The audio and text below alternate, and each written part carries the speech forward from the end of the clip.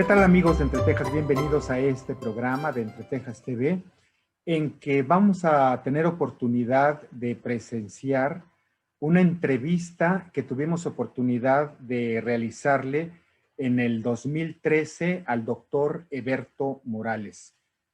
En aquella ocasión le hicimos una invitación a participar en un festival de libro que hicimos en el Centro Cultural Rosario Castellanos, en Comitán, en que él era uno de nuestros principales homenajeados.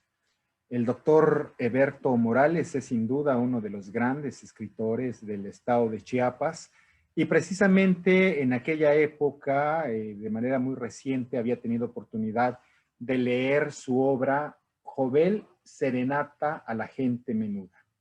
El doctor Morales no pudo en aquella ocasión venir de San Cristóbal a Comitán para estar con nosotros.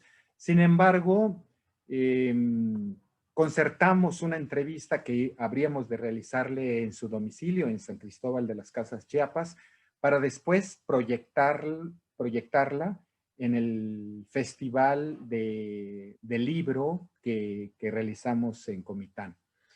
Creo que era una modalidad sumamente de avanzada para ese momento, para nuestros entornos, pero en verdad que agradezco mucho la oportunidad que nos dio y que nos haya dejado este testimonio de su trabajo, de su pensamiento, de sus inicios en el trabajo literario, porque él pasó de ser un académico, rector de la UNICACH, a ser un dedicado escritor chiapaneco. Pues vamos a disfrutar de esta entrevista y esperamos les guste. Doctor, cuéntenos un poco de sus antecedentes en la literatura. ¿Cuándo usted se percató de esta vocación de escritor? Es una vocación un poco accidental. Le puedo contar una anécdota. Cuando terminé mi trabajo como rector de la Universidad Autónoma de Chiapas, pues busqué otro trabajo, por supuesto, y lo encontré en una universidad norteamericana que, como todas las universidades norteamericanas, hace su propaganda para llenar plazas en todo el mundo. Entonces yo supe que había una plaza en esa universidad, la solicité, mandé mi documentación, etc.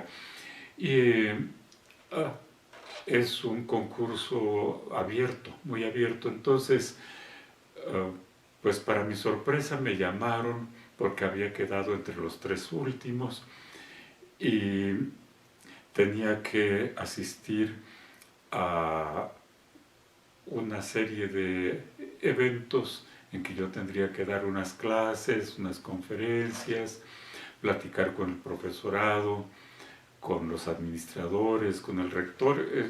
Total que toda la secuencia de pasos que ellos tienen establecidos. Y regresé. Ellos, por supuesto, me pagaron los gastos de ida y de regreso, estancia, etc. Y como al mes me avisaron que yo había obtenido la plaza.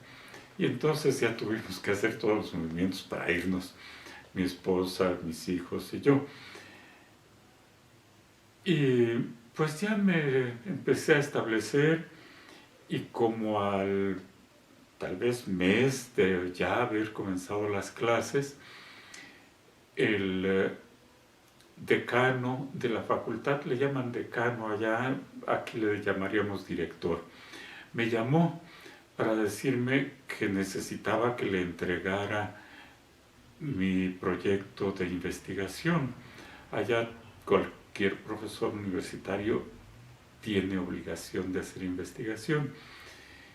Pero yo ya había enseñado en Estados Unidos, entonces yo sabía que no le pedían al profesor un proyecto de investigación, sino que sencillamente el profesor sabía que tenía que hacerlo y lo hacen ya sea participando en proyectos de varios o un propio proyecto en que tiene que obligarse a trabajar y al final a reportar en publicación. Pues me llamó y entonces yo le comenté esto a un colega y él me dijo, te voy a contar la historia atrás de tu nombramiento.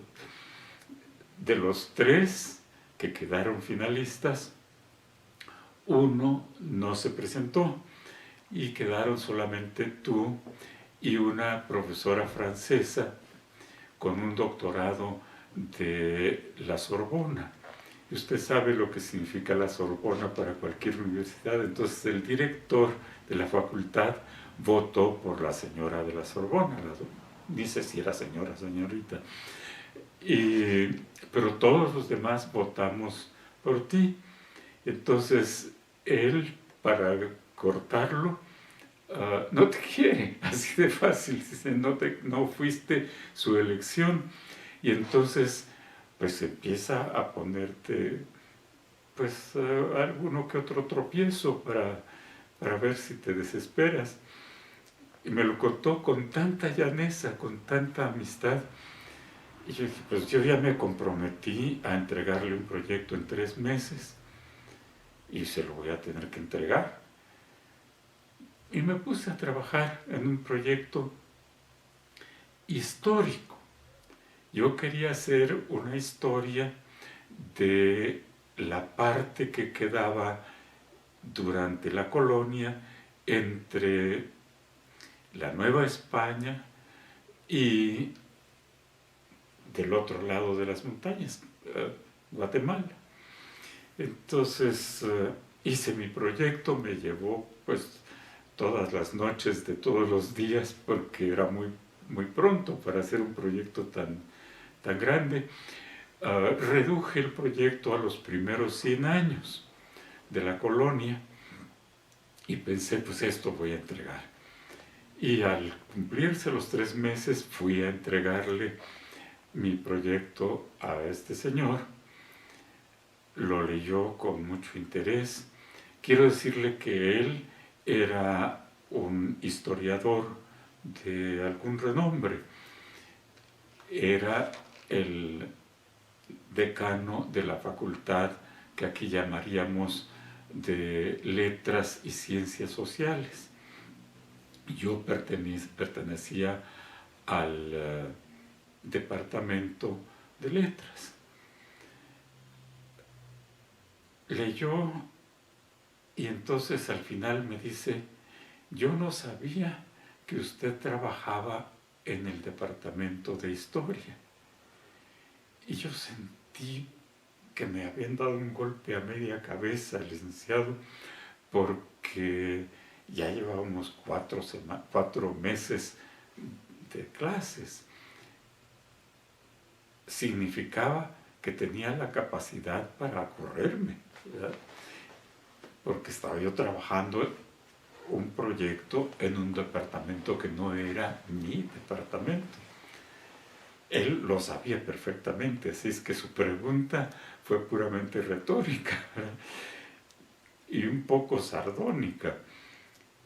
Entonces, de esas cosas que pasan tal vez una vez en la vida, yo le dije, no señor, lo que pasa es que esto es preparación para una novela histórica.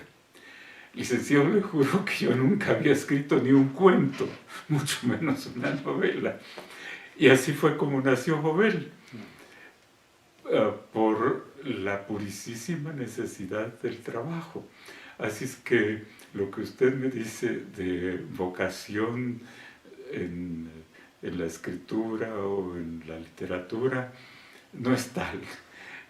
Después de eso, pues ya, pues en cuanto se publicó Jovel, yo tenía que hacer otro trabajo y publicarlo. Afortunadamente, Jovel fue publicado por el gobierno del estado de Chiapas y por la librería Porrúa, la primera edición. Entonces, Porrúa, en ese tiempo, yo supongo que todavía ahora, pero en ese tiempo tenía una cierta fama internacional. Era una de las más grandes o más respetadas librerías editoriales de América Latina. Y el que Jovel se haya publicado a través de Porrúa, pues me dio un cierto nombre en la universidad. Entonces, y además, ya cuando empecé a trabajar sobre el proyecto y que vieron que iba en serio, me apoyaron con todo. Así son los gringos, que si los convence usted, se van con todo. Me apoyaron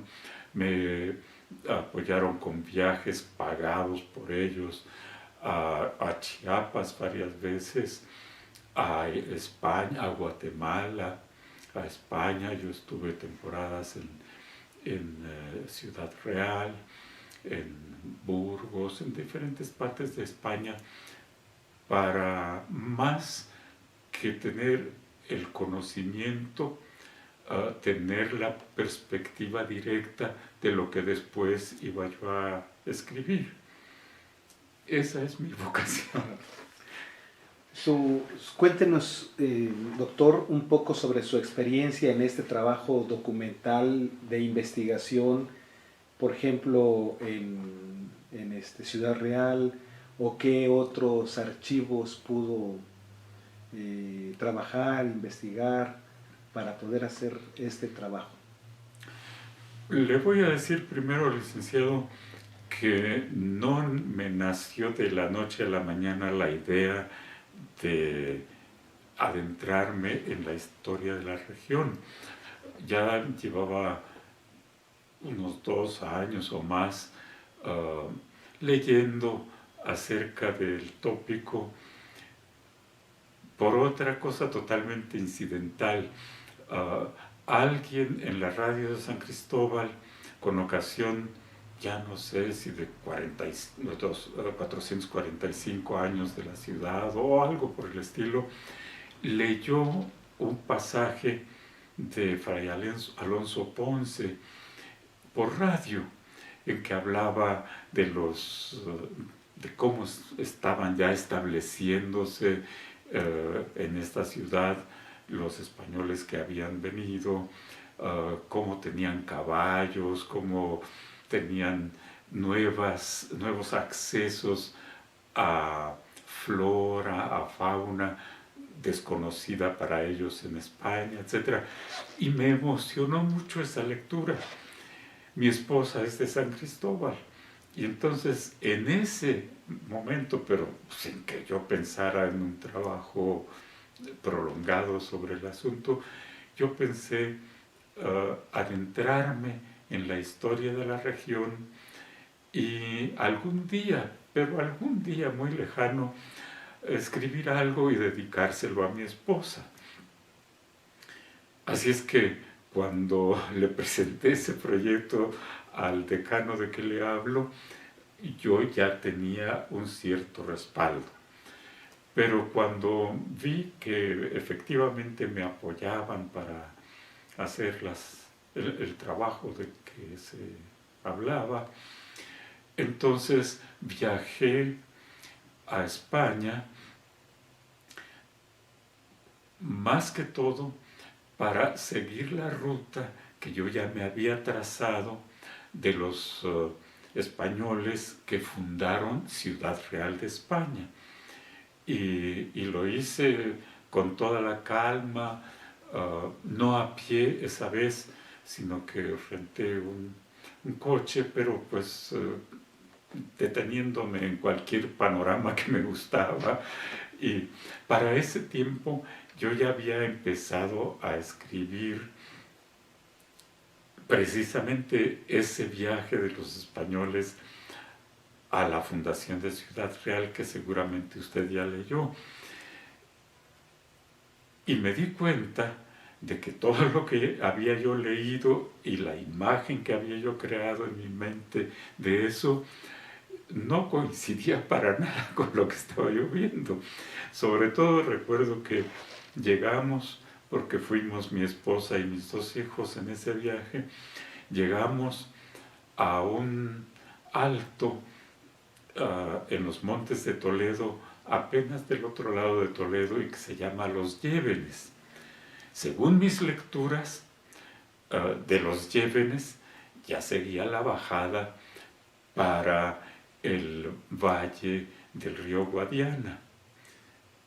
Pero esas eran lecturas geográficas, es decir, que en la realidad pues quedaba a una distancia enorme, y sobre todo yendo a pie pues habría sido asunto de semanas si va usted cargando con todas sus cosas. Y luego había una serie de torres y de pueblos, y para nada se veía al fondo la llanura que ahora se llama Castilla-La Mancha. Entonces tuve que tirar lo que había escrito y comenzar otra vez. Y fui así poco a poco. Yo hice todo el trayecto que en el libro ya ve usted que salen de Burgos. Entonces yo había salido de San Sebastián, pero empecé a fijarme de Burgos en adelante y me metía a los pueblitos. Me iba sobre todo a los cementerios, porque los cementerios viejos europeos, recordará usted que son unas murallas en las que se van metiendo las cajas sobre los fondos que quedan hechos en las paredes. Y allí muy frecuentemente todavía se conservan los nombres de las familias, las fechas, etc. Y eso para mí era muy importante, porque la universidad tenía una super biblioteca y tenía conexiones con miles de bibliotecas en el resto de Estados Unidos. Entonces cualquier cosa yo la podía leer, pero no ver. Y entonces me fui pues por todos esos pueblitos. Uno de los últimos, antes de llegar al valle del río Guadiana, es pues apenas del otro lado del Guadiana ya está uno en territorio de Castilla-La Mancha, por supuesto, y en territorio de la ciudad, de Ciudad Real, que queda pocos kilómetros más allá del río. Me interesó sobre todo visitar Alarcos, que fue un lugar importante en la historia de España, porque los ejércitos cristianos sufrieron una terrible derrota en ese lugar, en Alarcos, que está en un cerrito apenas por encima del río, pero allí estaban refugiados los cristianos, el ejército cristiano, y los árabes los sitiaron, pues no árabes, los moros, los sitiaron y los arrasaron. Y entonces cuando el rey Alfonso X decide fundar un pueblo por allí para proteger esa zona de las azonadas casi constantes de los moros de Granada, que todavía estaban muy fuertes, entonces él decidió fundar un pueblo y fortalecerlo. Pero yo quise visitar Alarcos para ver qué quedaba de ese antiguo pueblo de Alarcos y luego comparar con lo que yo ya sabía de Ciudad Real, que ahora no se parece en nada a la Ciudad Real que yo describo en el libro. Pero el libro, yo hice la descripción de acuerdo con lo que había estudiado de cómo se fundó y cómo fue creciendo a lo largo de los primeros tiempos de su historia. Y claro que ya estando en Ciudad Real, consulté con diferentes personas, visité archivos, visité sobre todo los cementerios, y luego extendí mi visita a toda la región. Ahora, desde 1978, esa región se llama Castilla-La Mancha. Pero en la antigüedad, pues, le llamaron Castilla la Nueva por mucho tiempo, pero no les importaba porque no había ese sentido geográfico que tenemos ahora. Entonces estaban los pueblos de Calatrava, de los monjes soldados que defendían la vida cristiana, la vida de los cristianos, no necesariamente muy cristiana, pero la vida cristiana frente a la vida musulmana de los moros del otro lado de la Sierra Morena. Entonces yo visité todos los pueblos, y muchos de esos pueblos, licenciado, para alguien que ha tratado y que ha enseñado literatura española, son importantísimos porque es la ruta del Quijote, son los pueblos del Quijote. Entre otros está Puerto Lápice, están Alba, ahorita no me acuerdo el nombre completo, bueno, me acordaré y tal vez se lo diga yo, pero todos los pueblitos, Almagro, etcétera, que son mencionados como parte de las salidas del Quijote y de sus aventuras. Entonces, aparte de la necesidad que yo tenía de ver eso, para poder hacer que en mi mente se creara una imagen de estos pueblos, me interesaba la emoción del Quijote. Yo enseñaba todos los años un curso sobre el Quijote. Entonces recorrí todos los pueblos y entre otros fui a parar al antiguo castillo de Calatrava, que estaba en ruinas y que tenía una carreterita de terracería, pues por donde subían las cabras en realidad, pero nosotros fuimos y yo me metí por todos los rincones del castillo y me lo imaginé poblado de soldados monjes de Calatrava, que era el castillo principal de ellos para vedar la entrada de los moros. Entonces desde allí se iban por todos lados pues defendiendo la región. Y seguramente que usted, cuando leyó este libro de Jovel, se acordará de que yo puse un pasaje que ya no recuerdo, que creo que se llama Pastores, en que los calatravos se llevan prisionero a un pastor y lo tienen en el castillo, y luego un par de amigos van y lo liberan. Y todo eso es imaginación, pero el castillo es la purísima realidad. No me da mi fantasía para crear mucho. Entonces, todas las cosas que están allí, el río Jabalón, el castillo, los pueblos a los alrededores, todo esto es real, histórico, y me costó pues un poco de tiempo ir como asimilando esto para de allí poder crear estos personajes que de alguna manera reflejan las cosas que estaban sucediendo en la historia de esos tiempos. Pues ya le digo, después tuve que ir a Granada, no se podía hacer funcionar este libro sin visitar Granada,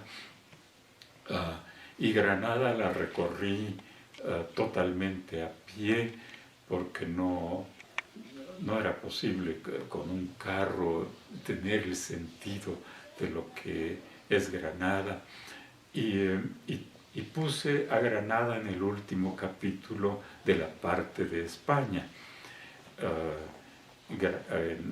A Granada fue la reina Isabel y fundó la ciudad de Santa Fe, una ciudad fundada para soldados, para que pudieran estar allí. Y puse varias escenas de la novela, si es que usted quiere llamarla novela, allí en Granada.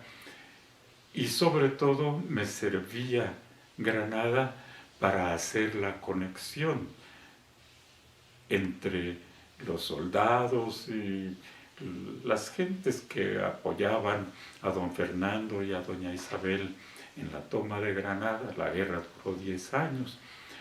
Estaba este loco que yo menciono, que les contaba de sueños que tenía de irse por el mar, y era Colón.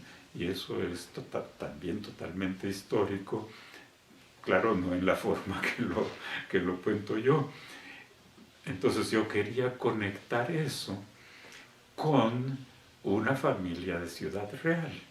La tradición es que el fundador de San Cristóbal, o de Ciudad Real de Chiapa, era de Ciudad Real, y algunos de sus amigos eran de Ciudad Real.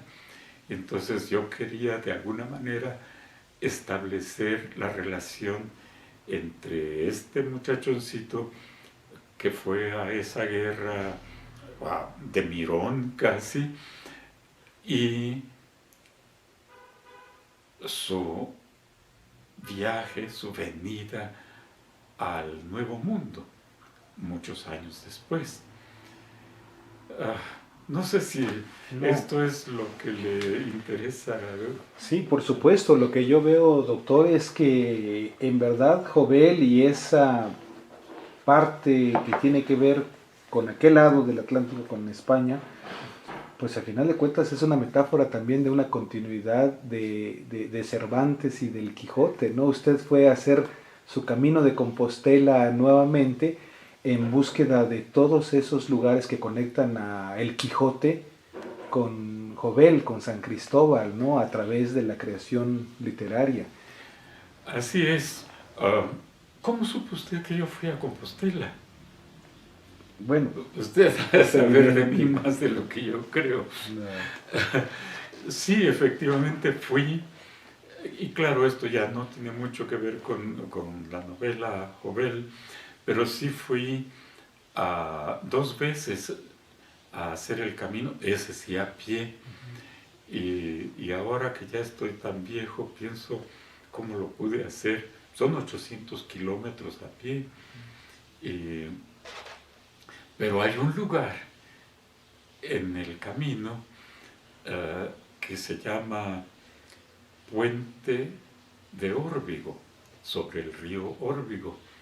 Y yo creo que la primera idea del Quijote la obtuvo Cervantes de la noticia histórica de un suceso que se llama el Paso Honroso, de un muchacho que estaba enamorado de una muchacha rica y él era pobre, entonces no lo aceptaban como posible miembro de la familia. Entonces él se montó en su caballo y retó, era paso obligado del Camino de Santiago, entonces retó a todos los caballeros que pasaran por allí a un duelo, cada vez que llegaba un caballero, un duelo, y que cuando terminara el duelo, si él ganaba, este señor se llamaba Suero de Quiñones, entonces que fueran al otro lado del río y fueran a confesarle a la muchacha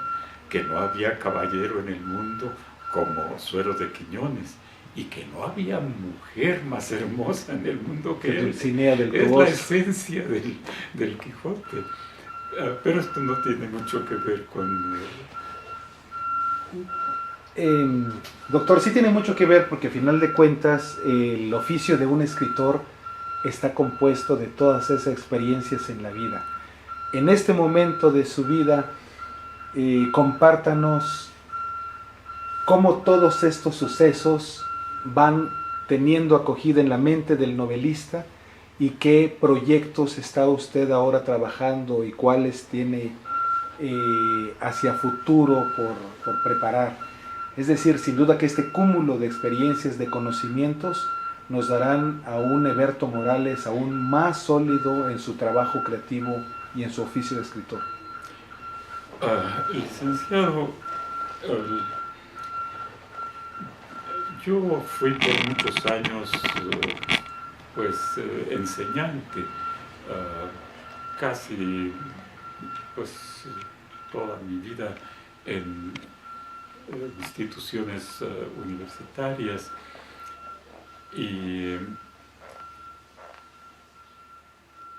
en lo que yo insistí siempre con los que fueron mis estudiantes fue en que el escritor, y yo no era escritor, yo enseñaba historia de la literatura, un poco de análisis, un poco de crítica, pero fundamentalmente historia de la literatura.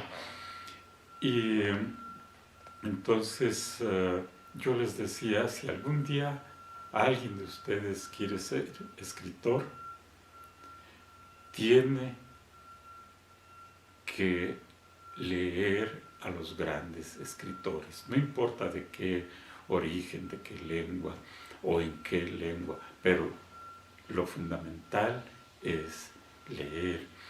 Y eso es lo que yo he hecho toda mi vida, licenciado. He leído algunas cosas, las he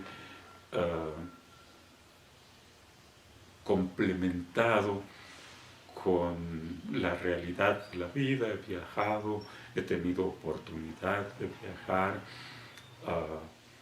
En el caso de Jovel, la universidad para la que yo trabajaba me dio todos los medios para venir a pasarme, que yo vivía fuera del país, venir a pasarme todo el verano en el archivo histórico diocesano, y allí me apoyaron enormemente, me hacían copias de los documentos que yo consideraba que podían ser de interés. Y la universidad, aparte de eso, me dio la oportunidad de ir a Yaxchilán. Ahora cualquiera va a Yaxchilán, pero yo estoy hablando de hace 25, 30 años, más o menos, y no se podía ir más que fletando una avioneta. Y yo no tenía los fondos para fletar ni un caballo, entonces fletar una avioneta me lo hizo accesible la universidad para la que trabajaba. Y fui, visité Yaxchilán, visité Bonampak, visité Toniná. Todos esos son lugares para mí, en primer lugar, emblemáticos de la cultura maya, pero en segundo lugar, importantísimos para el trabajo que yo estaba haciendo en ese tiempo, y por haber sido una experiencia tan profunda que me removió muchas cosas en la mente, ha continuado en mí, y muchas de las cosas que he escrito después en alguna forma tienen alguna relación con eso, sobre todo este librito que le acabo de dar que se llama Xochitl, porque cuando conocí esos lugares yo ya había leído casi todo lo que se había escrito sobre la cultura maya hasta ese momento. después de eso ha habido una producción extraordinaria, tanto de investigación científica como de escritos descriptivos, escritos extraordinarios como los libros de Shelley o de Cole o de Stewart, todos estos que son libros con mucha documentación fotográfica, ¿verdad? Pero cuando yo conocí eso era como un mundo misterioso, como algo que muy pocos habían visto.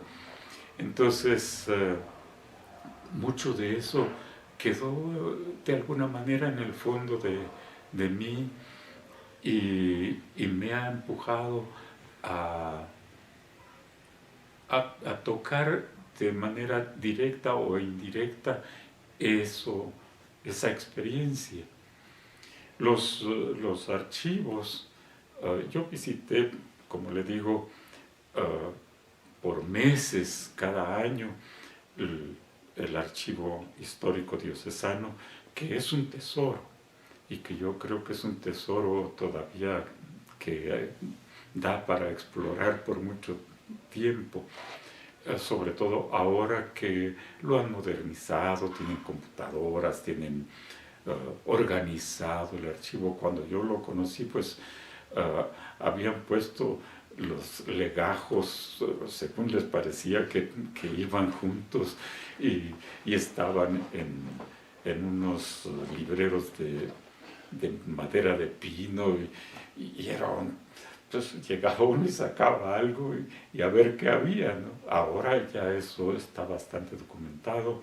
Aubry, que fue muchos años director, hizo publicaciones, muchas publicaciones, transcribiendo grandes segmentos de ese archivo. Entonces, escritores nuestros que se interesen en nuestro pasado encontrarán allí sin ninguna duda inspiración, ya sea para trabajos históricos, científicos, ya sea sobre todo para echar a volar su imaginación, porque muchos de esos legajos, cuando ya va usted viendo cómo se va complicando un pleito, ahí termina el legajo, ¿verdad? Porque se perdieron las hojas que seguían, ¿no? Por lo que sea. Entonces, todas estas cosas a mí me impresionaron y me ayudaron para poder terminar ese trabajo. Doctor, de lo que usted nos menciona, podemos colegir entonces que hace falta el gran trabajo de la novela histórica entre los narradores chiapanecos. ¿Usted cree que es posible? ¿Tenemos la materia prima? ¿Hace falta quien tenga el oficio y la dedicación para hacerlo? Yo pienso que definitivamente sí. Más aún, yo pienso que aparte del archivo diocesano, aquí en San Cristóbal hay 18 archivos que yo hace tantos años no conocí, yo no sabía que existían. Para mí el archivo era el archivo histórico diocesano. Sabía yo que había un archivo municipal, pero estaba como abandonado, no. Ahora tienen una oficina, tienen un lugar que se llama Archivo Histórico, allí en los bajos de la presidencia municipal.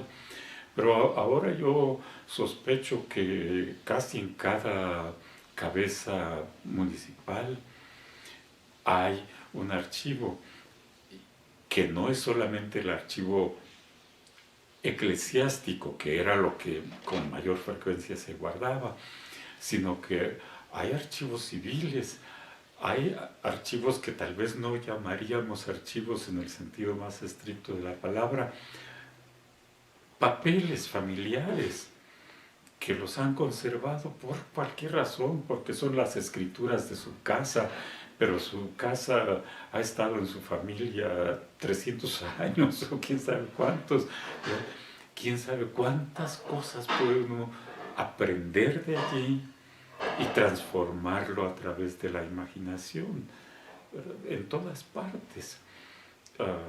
Yo recuerdo, y tal vez me desvíe un poquito, mi padre que era don Juan María Morales Avendaño, era un enamorado de su pueblo y por todas partes, donde quiera, iba. En ese tiempo no teníamos manera de guardar la información tan fácilmente como ahora, ¿verdad? Entonces él llevaba su libretita en el bolsillo de su camisa y un lápiz. Y a veces copiaba, pues, no archivos, sino documentos que le parecía que eran interesantes para su pueblo, en cualquier lugar a donde iba, colonias, ranchos, etc. Y en una ocasión le avisaron que estaban quemando unos papeles en el convento. El convento le decían a lo que seguía de la iglesia parroquial, que nunca fue convento, era la casa del párroco del lugar. Pero el párroco estaba quemando el archivo. Entonces corrió mi papá y apagó como pudo el fuego y salvó una que otra cosa. Y este es un recuerdo que está en mi mente, porque por muchos años en la casa de mi familia se guardó, y supongo que todavía ahora, un pedazo de papel de 1810 en que parece que era la portada de un libro de bautizos o de defunciones de la parroquia. Y para mí lo interesante era que era consciente ya el que escribió eso a mano, de que ya había una revuelta en el país y que esa revuelta tenía que ver con España. No creo que hubiera sabido que era una guerra que después habríamos de llamar guerra de independencia, ¿verdad? Pero sí sabía que España estaba invadida por los franceses. Y entonces él creyó, como yo creo que muchísima gente, que esta revuelta era para apoyar al rey Fernando. Y entonces así lo dice con todas sus palabras, ¿no? Muera el vil Napoleón y viva nuestro rey Fernando. Entonces todavía está aceptando a Fernando como nuestro rey y está apoyándolo, ¿verdad? Y allí lo tuvieron por mucho tiempo. Yo digo que como esto debe haber por todas partes. Y entre más viejos los pueblos, mayores posibilidades de que se encuentren cosas así, que alguien podría escribir toda una novela con solo este pedacito de papel, ¿verdad? Reflexionando, buscando las cosas que suceden o que sucedieron. Doctor, ahora compártanos por favor su método de trabajo, es decir, ¿tiene una hora disciplinariamente cada día? ¿Cómo escribe directamente sobre papel, en un ordenador, a máquina de escribir? Cuéntenos un poquito esa faceta de su trabajo como escritor en términos prácticos. Cuando yo empecé, como le conté, en la universidad allá en Colorado, ya se había inventado la computadora, que los españoles llaman ordenador, y no sé qué tanto llaman ordenador por acá, y yo ya empezaba y perdía todo. Después yo ya no quería, pero en realidad mi investigación, los datos, fechas, etcétera, que yo iba sacando de la biblioteca, los fui poniendo ya desde el principio en la computadora. Me acuerdo que en 2 o 3 ocasiones perdí todo y me costó un trabajo infinito que alguien más, no yo, lo encontrara. porque yo no daba pie con bola. Hasta ahora no doy mucho, pero desde ese tiempo yo siempre he usado la computadora. Ah,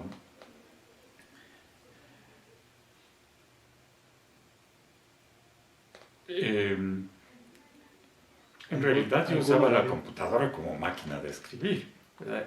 Con la diferencia de que si cometía un error lo podía fácilmente remediar y no volver a escribir entera la página. Pero yo ya desde el principio así escribí. ¿Tiene un horario preferido en el día para trabajar, para escribir? Bueno, cuando escribí Jovel, yo era miembro de esa facultad. En esas universidades, el trabajo del miembro de una facultad es muy limitado en cuanto a contacto con alumnos, es decir, a clases frente a alumnos. Pero todo el día sirven a la universidad, es decir, que en realidad yo vivía en la universidad.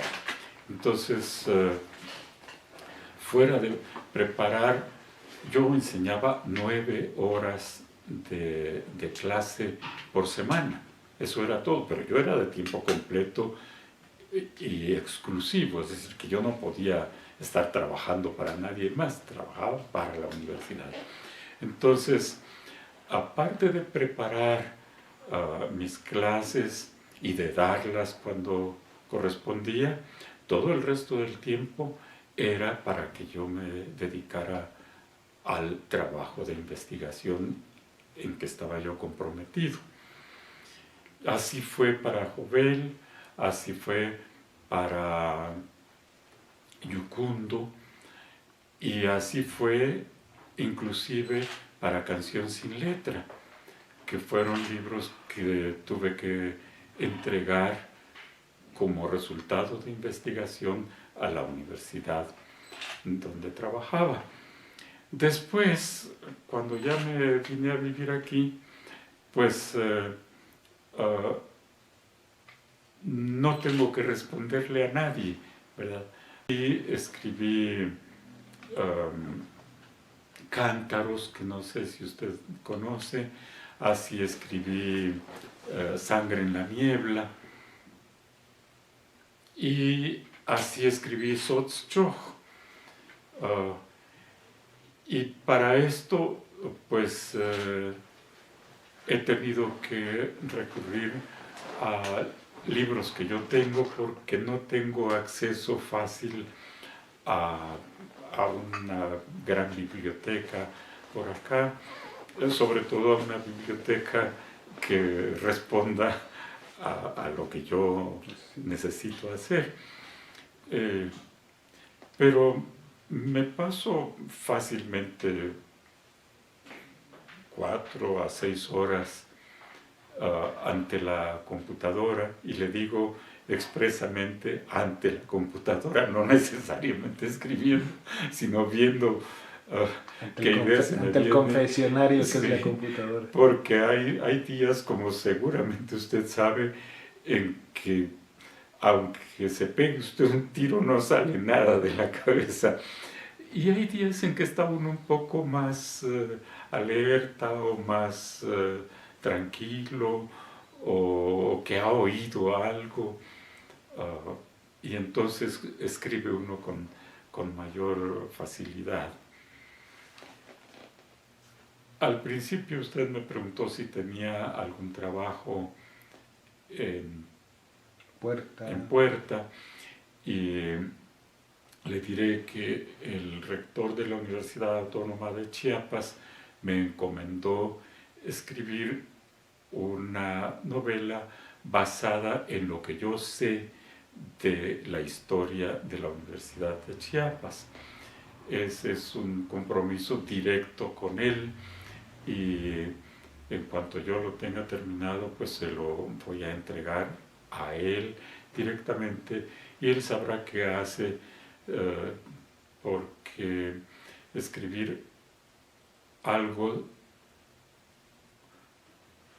novelesco sobre una historia que ha tenido tantos altibajos y tantos momentos cruciales,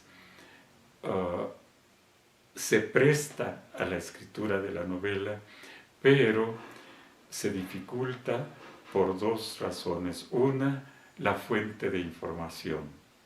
Y dos, el pecado capital de que la mayor parte de los que pueden llegar a ser personajes son personas reales, vivas. Entonces uno puede correr el riesgo de enfrentarse, Herir susceptibilidades. Exactamente, sin querer.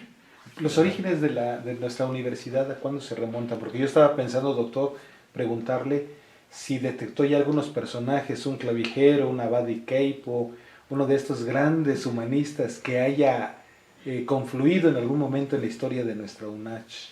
Bueno... ¿O quiénes son esos grandes personajes, grandes maestros? La universidad fue fundada por decreto en 1974, entonces es muy reciente. El año próximo, la Universidad Autónoma de Chiapas está planeando una celebración solemne de 40 años. Empezó a funcionar en 1975, en abril de 1975, pero el decreto y todas las cosas que precedieron, como la ley orgánica, etc., todo eso pertenece a 1974, entonces sí van a tener razón para que sean 40 años de la universidad el año próximo. Yo estoy tomando para esta novela más que todo nombres ficticios. Uno que otro nombre se va a reconocer muy fácilmente, como por ejemplo el nombre del gobernador, doctor Manuel Velasco Suárez, que fue el que impulsó la idea que ya existía, el deseo que ya existía, incluso un grupo que ya existía, un patronato pro Universidad de Chiapas, que ya existía, pero no había pasado nada. Claro que hay antecedentes. Antes, mucho antes que eso, en 1826 se fundó la universidad, que eventualmente fue Pontificia Universidad en San Cristóbal. Esa universidad corrió con mala suerte, y la mala suerte casi siempre en estos casos es la falta de apoyo económico. Y fue perdiéndose hasta que quedó solamente una escuela, la Escuela de Derecho.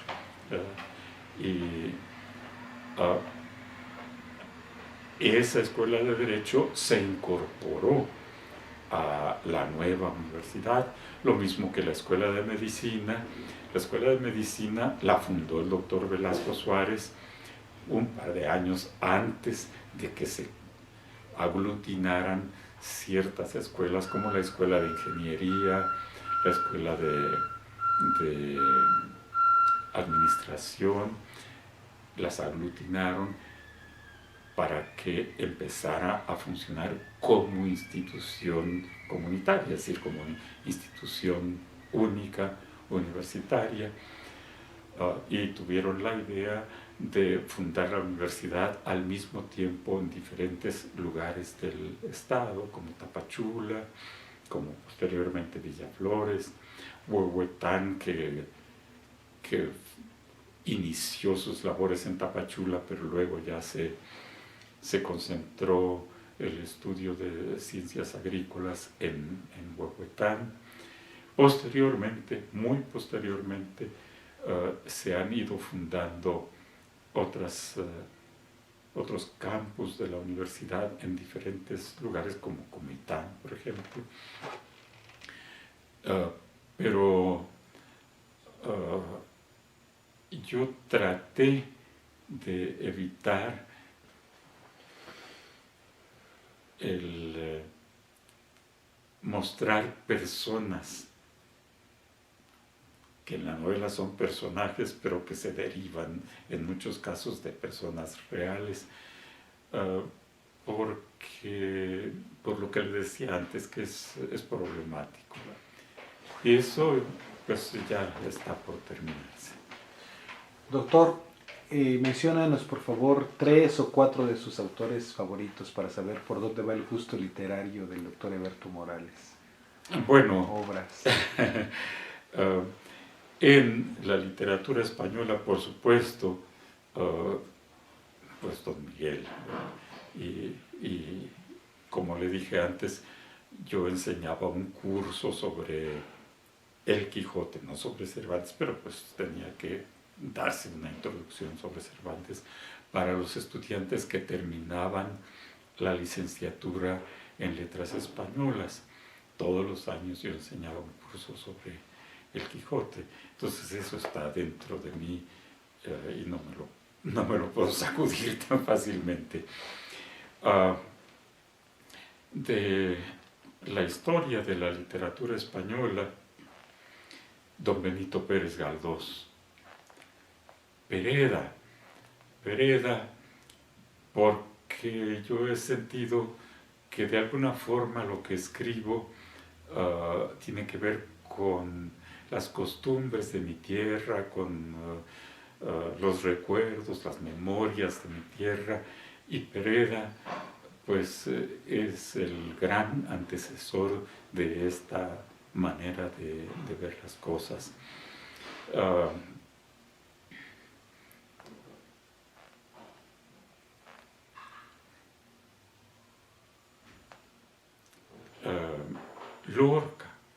Lorca siempre me ha llamado la atención. Yo he leído todas las obras de Lorca. Fuera de España o de nuestro ámbito de literatura española, le diré que yo leí todas las obras de Dostoyevsky y las he releído porque yo creo que, aunque no esté dentro de nuestra cultura, sí está dentro del estudio de la persona humana. Y yo creo que cualquiera que quiera escribir debe conocer a Dostoyevsky por su profundísimo análisis, iba yo a decir estudio, pero análisis de las reacciones humanas.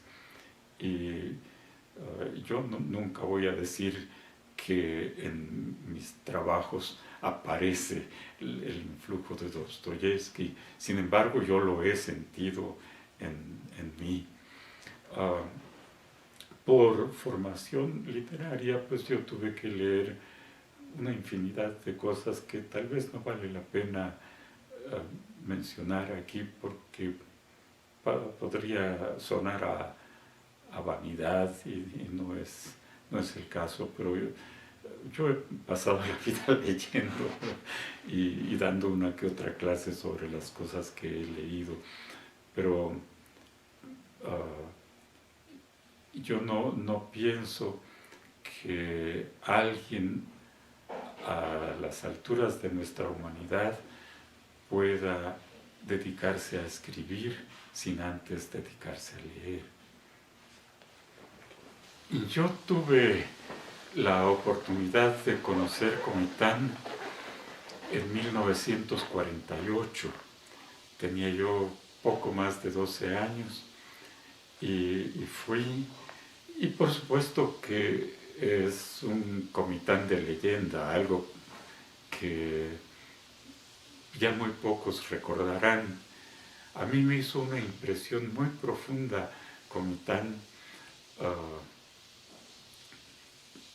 que se llegaba entre los pinares, por donde ahora hay un pueblo que se llama San Francisco, había un rancho y por allí pasaba uno ya pardeando la tarde, habiendo salido de San Cristóbal a las 2 de la mañana en camión.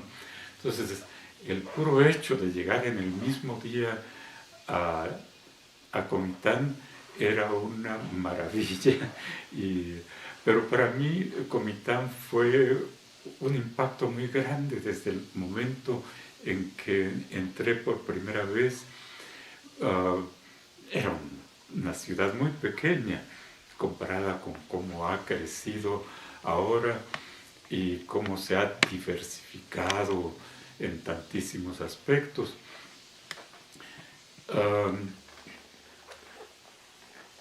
Muchas cosas podría yo recordar de Comitán ahora. Recuerdo cómo alguien nos habló de un lugar que se llamaba Las Siete Esquinas, y para mi mente de niño, en realidad, un lugar en que confluyeran 7 esquinas, que tuviera 7 esquinas, era algo como de magia, algo que no se podía concebir. Desde entonces yo he tenido un aprecio muy especial, muy arraigado por Comitán, y voy a Comitán cada vez que puedo, y lamento tanto no poder estar ahora que usted me invitó al Festival del Libro y la Palabra, porque me habría encantado, si no fuera porque no puedo, me habría encantado. He tenido muchas cosas en mi vida relacionadas con la ciudad de Comitán. Hace pocos años todavía el doctor Jesús Morales Bermúdez conducía un taller de literatura y en una ocasión me invitó a que yo fuera a participar en las charlas con los que participaban en el taller, que eran no jovencitos, sino tampoco viejos, ¿verdad? Gente ya más o menos asentada y que tenía interés en llegar a escribir, llegar a ser escritores. En otra ocasión me invitaron a leer algunos pasajes de Jovel, precisamente en la Casa de la Cultura, junto a la iglesia parroquial. Posteriormente me invitaron a participar en la inauguración de la Universidad Mariano N. Ruiz. Yo creo que de eso ha de ser unos 4 o 5 años cuando mucho. Y yo fui feliz a hacerlo porque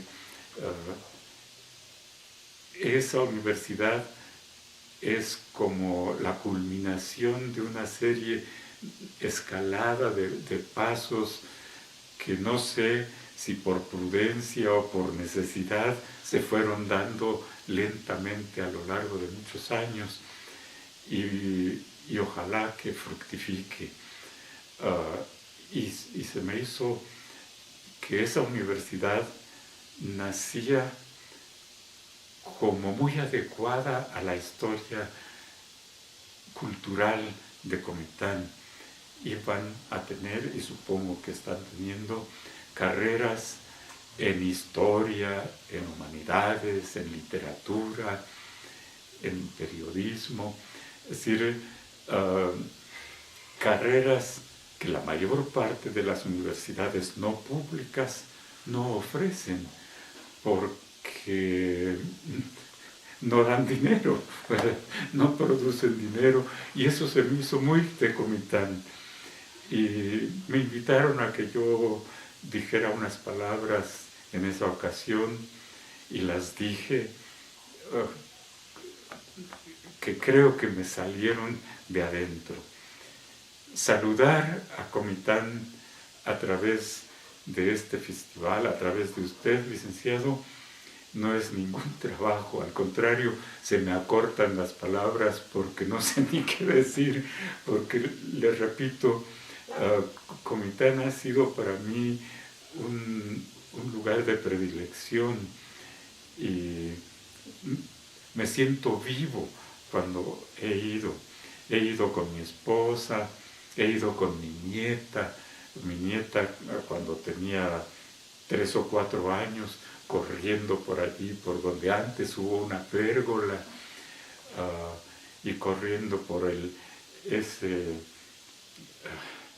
no sé cómo le llaman, al fondo oriental de la plaza, hay un pasaje largo. Por allí me fui a recorrer con mi nieta, y he tenido amistades en Comitán. Algunos incluso me han pedido que yo participe en estas cosas de Twitter y de Facebook, pero yo lo único que uso es mi telefonito, y entre menos complicaciones tenga, mejor, porque ya no soy de esa edad, ya no puedo ni siquiera hacerlo. Pero a todos los que estén, los que participen en este festival de la palabra y del libro, les mando un saludo sumamente afectuoso, recordando que la palabra es la que nos hace seres humanos. Gracias, doctor. Qué amable por esta entrevista. Muchas gracias. Gracias a usted.